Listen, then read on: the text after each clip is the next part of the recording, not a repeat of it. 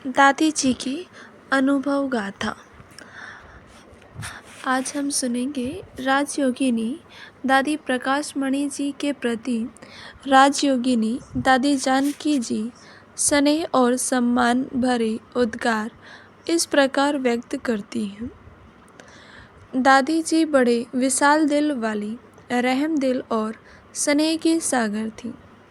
सदा सतगुरु बाबा की श्रीमत को सिर माथे रख दादी जी संपन्न और संपूर्ण बन गई। प्यारे बाबा ने मातेश्वरी जगदम्बा पर ज्ञान का कलश रखा, उन्हें पालना के निमित्त बनाया।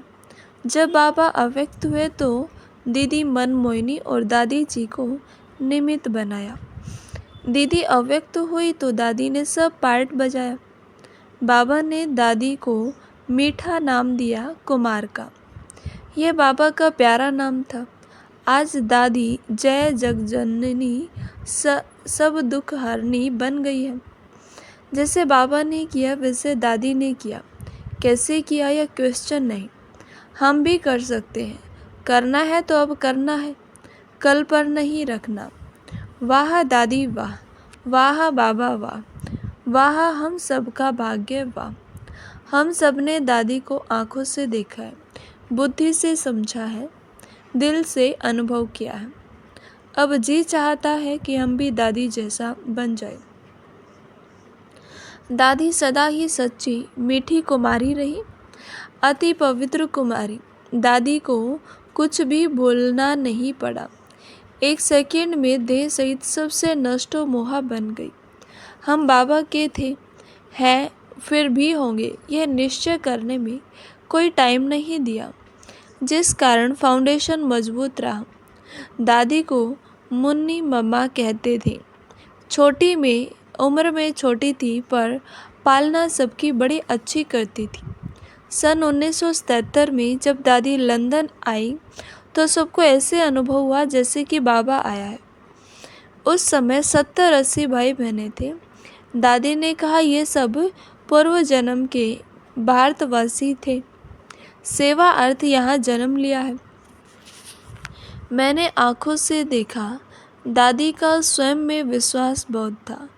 कुछ भी बात हो गई, स्वयं में विश्वास कम नहीं हुआ। बाबा में अति विश्वास और एक दो में भी विश्वास बहुत रखा। दादी ने सबको आगे रखा। पहले आप करने में बड़ी दिल, सच्चे दिल थी।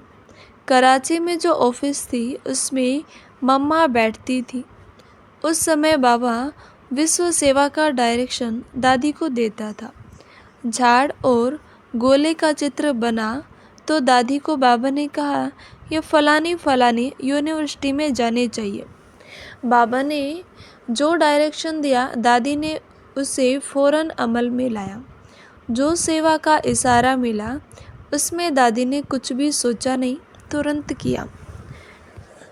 दादी, दीदी, भाऊ इन्होंने कभी अपना नाम नहीं लिया।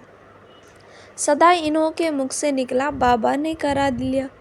ऐसे बहुत कुछ देखने, सीखने, अनुभव करने को मिला। हमारे जो बड़े निमित्त रहे हैं उनकी दुआ अभी तक काम कर रही है। हमारे पूर्वज जो जड़ों में बैठे हैं उनसे सारे वृक्ष को शक्तियों का जल मिल रहा है। दादी हृदय मोहिनी जी दादी जी के साथ के बारे में इस प्रकार लिखती है। साकार बाबा इस बात पर बहुत ध्यान देते थे कि हर बच्चा मुरली अर्थात ईश्वरीय महावाक्य बहुत ध्यान से सुने। यदि मुरली सुनते समय किसी बच्चे को उबासी आ जाती थी तो बाबा तुरंत कहते थे कि इसको उठाओ, नहीं तो वायुमंडल पर बुरा प्रभाव पड़ेगा।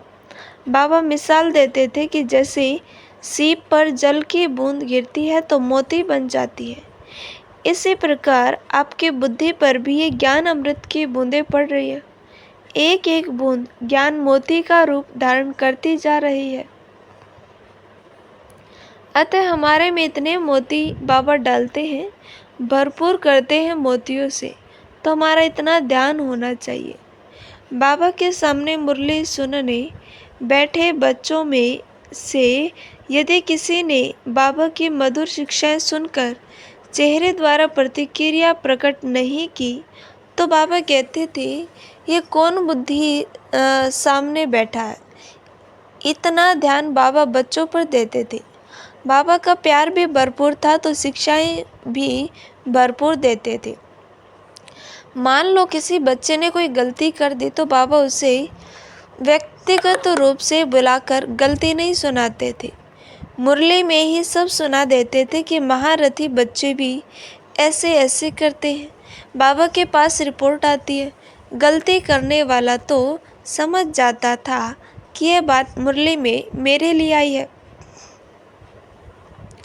मुरली के बाद बाबा के कमरे में हम मुख्य भाई बहने जाते थे, जिसे चैम्बर नाम से जाना जाता था।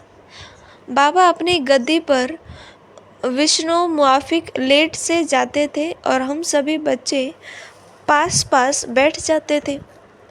मान लो बाबा ने मुरली जिस बच्चे के लिए चलाई वह भी बाबा के सामने चैम्बर में आ गया तो उसका मन तो अंदर से खा रहा होता था कि बाबा अभी भी कुछ कह ना दे, पर बाबा कभी नहीं कहते थे। जो कहना होता था मुरली में ही कह देते थे। और यदि वह हिम्मत करके बाबा के बहुत करीब भी चला जाए तो भी बाबा और ही प्यार करते थे। मुरली के बाद उस बात को कभी नहीं दोहराते थे कि बच्चे तुमने अमुक गलती की है, फिर वह बच्चा भी भूल जाता था। इस प्रकार बाबा बहुत प्यार करते थे। गलती करने वाले बेधड़क होकर बाबा के सामने जा सकता था, पर उसको स्वयं ही इतना एहसास हो जाता था कि भविष्य में उस भूल को कभी नहीं दोहराता था। बाबा हंसा बहलाकर उस बात को समाप्त कर देते थे, पर वह बच्चा पूरा बदल जाता था। दादी जी दिल में कोई बात नहीं रखती थी। ऐसा ही दादी जी का स्वभाव था।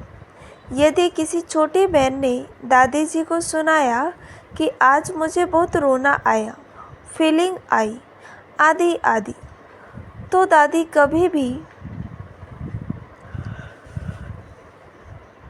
उसके बाद बड़ी बहन को सुनाकर उल्हाना नहीं देती थी कि तुमने छोटी बहन के साथ ऐसा वैसा क्यों किया। हाँ, दादी जी उस छोटी बहन को ऐसा प्यार देती थी जो उसके मन को पूरा ठीक कर देती थी।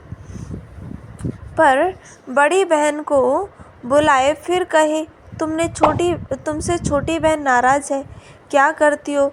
कभी नहीं। दादी क्लास कराती थी, सब कायदे कानून समझाती थी, पर व्यक्तिगत मिलन में सीधा नहीं कहती थी कि तुमने ऐसा किया।